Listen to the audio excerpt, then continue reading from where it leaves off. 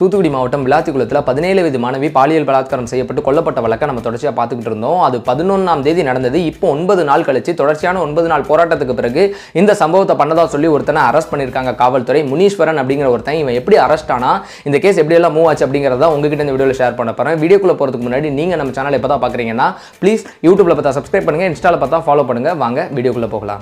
தூத்துக்குடி மாவட்டத்தோட SP Madankumar sir இன்னைக்கு அவனை அரெஸ்ட் பண்ண பிறகு கொடுத்த இன்டர்வியூ நான் பார்த்துருந்தேன். அதில் காவல்துறை எப்படி சிறப்பாக இந்த 9 நாளில் செயல்பட்டு எப்படி இவனை கடைசியாக அரெஸ்ட் பண்ணோங்கிறத ரொம்ப கிளியரா எக்ஸ்பிளைன் பண்ணிட்டாங்க. உண்மையிலேயே தமிழக காவல்துறைக்கு இந்த ஒரு விஷயத்துல பெரிய பாராட்டுகளை நம்ம சொல்லணும். 9 நாள்ல நிறைய பேர் இன்ஸ்டாகிராம்ல கமெண்ட்லாம் போட்டுருக்காங்க 9 நாள் உங்களுக்கு தேவை அப்படின்னு சொல்லிட்டு.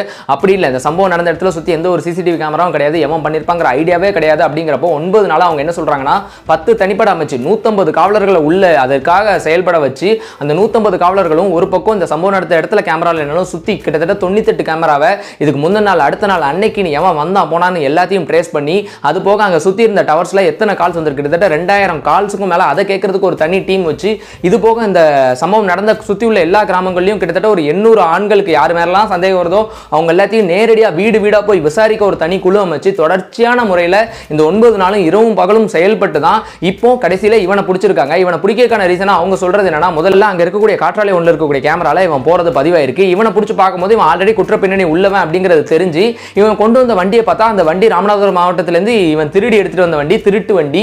அதை எடுத்துட்டு இதுக்குள்ள வந்திருக்கான். இவனோட குற்ற பின்னணி என்னன்னு பார்த்தா 2020 65 வயது மூதாட்டிய பாலியல் பலாத்காரம் செய்து கொலை செஞ்ச வழக்கில் அரெஸ்ட் ஆனவன், ஆயுள் தண்டனை பெற்றவன், ஜாமீன்ல வெளியே வந்திருக்கான். அங்கதான் நம்ம நாட்டோட அந்த அரசாங்கத்தில் இருக்கக்கூடிய லூப் கோலே அப்படின்னு சொல்லுவேன். ஜாமீன்ல இப்படி ஒரு கொடூரம் வெளியே வந்து இப்ப திருப்பி ஒரு 17 வயசு மாணவனோட உயிரை எடுத்திருந்திருக்கான். இந்த ஒரு வழக்கு மட்டும் கிடையாது, இவன் மேல 30க்கும் மேற்பட்ட குற்ற வழக்குகள் இருக்கு அப்படின்னு சொல்றாங்க. இப்படி ஒருத்தன் வெளியே வந்து நின்றதே ரொம்ப பெரிய கொடுமை.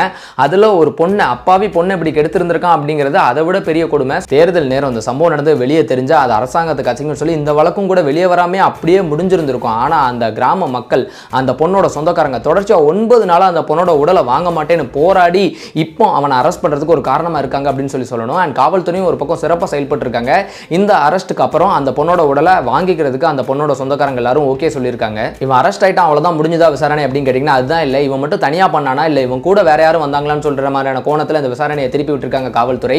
ஸோ இப்போ அரெஸ்ட் ஆன இவனுக்கும் இது கூட யாராவது பண்ணியிருந்தாங்கன்னா அவங்க எல்லாருக்குமே ரொம்ப கொடுமையான ஒரு தண்டனையை கண்டிப்பா அரசாங்கம் வாதாடி நீதிமன்றத்தில் பெற்று தரணும்.